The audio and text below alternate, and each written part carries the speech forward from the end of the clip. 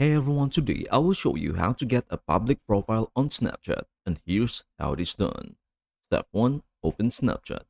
First, open the Snapchat app on your mobile device. Tap on your profile icon in the top left corner. Step 2. Scroll to Add to Spotlight. Scroll down until you see the Add to Spotlight section. Step 3. Add to Spotlight. Tap on Add to Spotlight, then take a picture. Once done, tap Send to. Step 4. Share to Public Story.